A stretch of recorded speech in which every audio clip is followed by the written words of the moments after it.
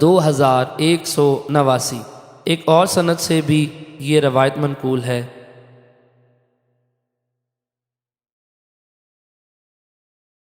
حدیث نمبر 2190۔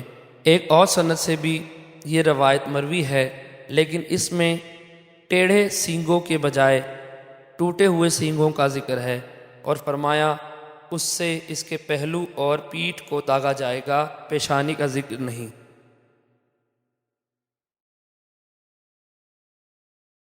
حدیث نمبر 2191۔ حضرت ابو ہریرہ رضی اللہ عنہ سے مروی ہے، وہ رسول اکرم صلی اللہ علیہ وسلم سے روایت کرتے ہیں، آپ نے فرمایا جب کوئی شخص اللہ تعالیٰ کا حق ادا نہ کرے یا صدقہ نہ دے، آگے پہلے کی طرح ہیں۔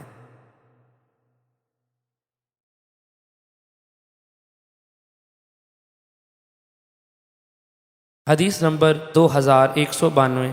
حضرت جابر بن عبداللہ انصاری رضی اللہ عنہ سے مروی ہے، فرماتے ہیں میں نے رسول اکرم صلی اللہ علیہ وسلم سے سنا، آپ نے فرمایا جو اونٹوں والا ان کا حق ادا نہ کریں تو قیامت کے دن اس کے اونٹ اصل تعداد سے بڑھ کر آئیں گے، اسے ان کے سامنے چٹیل میدان میں بٹھا دیا جائے گا جو اسے اپنی ٹانگوں اور کھروں سے روندیں گے۔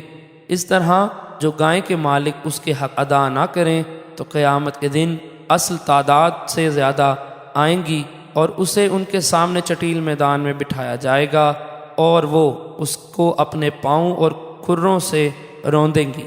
یوں ہی اگر بکریوں کے مالک نے ان کا حق ادا نہ کیا تو وہ قیامت کے دن اصل تعداد سے بڑھ کر آئیں گی اور اس کو ان کے سامنے چٹیل میدان میں بٹھایا جائے گا اور وہ اسے اپنے سینگوں کے ساتھ ماریں گی اور کھروں کے ساتھ روندیں گی۔